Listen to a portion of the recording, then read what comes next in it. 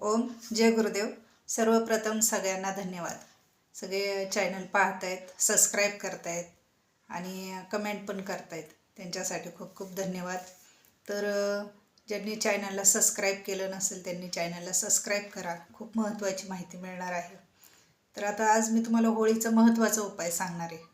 हा होळीचा दिवस असा दिवस असतो ना, ह्याच्यामध्ये या होळीच्या पौर्णिमेला खूप लोकांचं दुःख दारिद्र्य सगळं संपून जातं. म्हणजे दुःख दारिद्र्य राहतच नाही, पण त्यासाठी आपण उपाय करावे लागतात. उपाय जर केले ना तर त्या उपायाचं तुम्हाला फळ मिळत असतं. प्रत्येक तिथीचं एक महत्त्व असतं.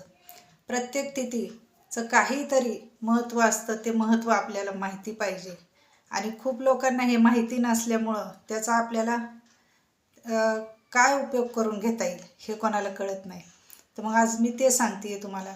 आणि हा होळीचा एक उपाय आहे. त्या उपायाने खूप जणांना त्याचा फायदा झालेला आहे. मी स्वतः पाहिलेले आहे आणि मी हे उपाय सांगितलेले आहेत. मी हे 4-5 वर्षापासून बऱ्याच जणांना हे उपाय मी सांगते.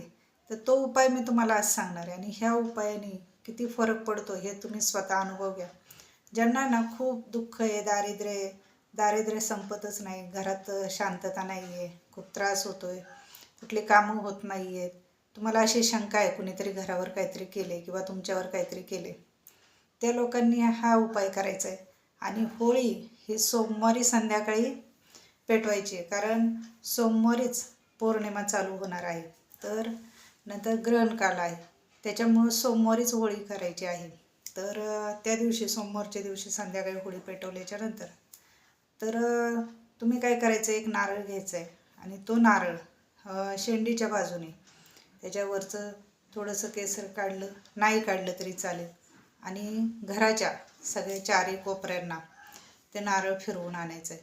आता तुमचं घर खूप मोठं असेल तर तुम्ही प्रत्येक घराच्या 4-4 आपले कोपरे असतात प्रत्येक रूमचे, ते प्रत्येक 4 ह्या कोपऱ्यांमध्ये ते नारळ उतरवायचं आहे 3-3 वेळा. त्याच्यानंतर हॉलमध्ये, आणि ज्यांना कुठं शक्य होत नसेल सगळीकडं फिरवणं, त्यांनी फक्त हॉलचे 4 कोपऱ्यांना 3-3 वेळा तो नारळ उतरवा.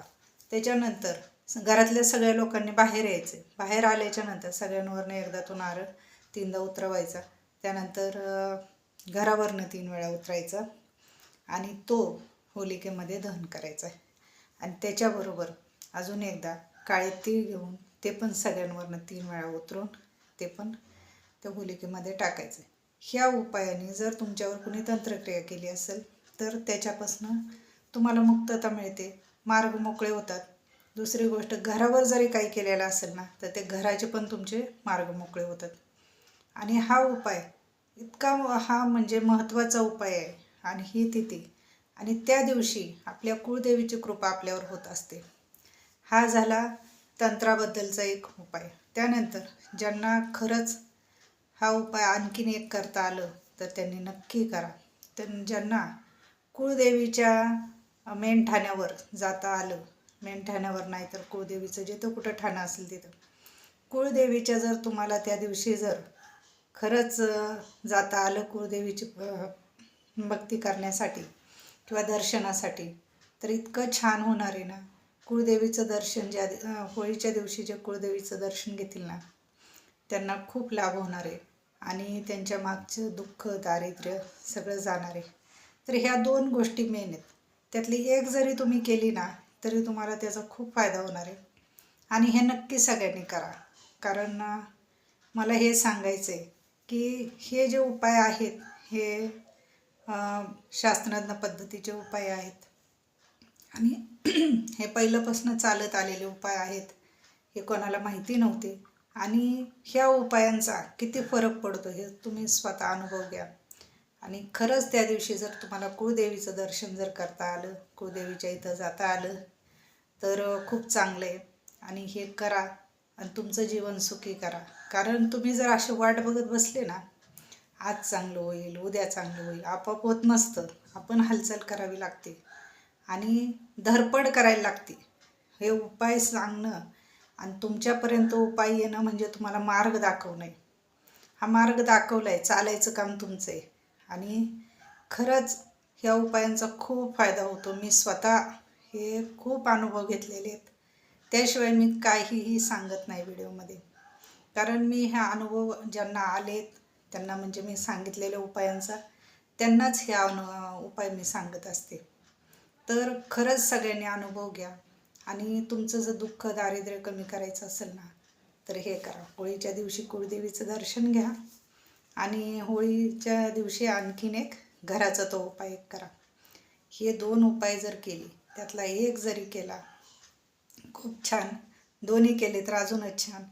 पण हे नक्की करा आणि ह्या वर्षीचा काय तुम्हाला होळीचा अनुभव येतोय ते नक्की सांगा. कारण होळी ही आपली दुःख दारिद्र्य कमी करण्यासाठी होलिका असते आणि आपली कुळदेवी त्यावेळेला जागृत असते आणि कुळदेवी आपली प्रार्थना ऐकत असते. हे नक्की सगळ्यांनी लक्षात ठेवा. चॅनलला पहिल्यांदा सबस्क्राईब करा, शेअर करा, जास्तीत जास्त लोकांना माहिती द्या. सुखी व्हा, कारण दुसऱ्याचं चांगलं केलं की आपलंही चांगलं होत असतं. हे लक्षात ठेवा.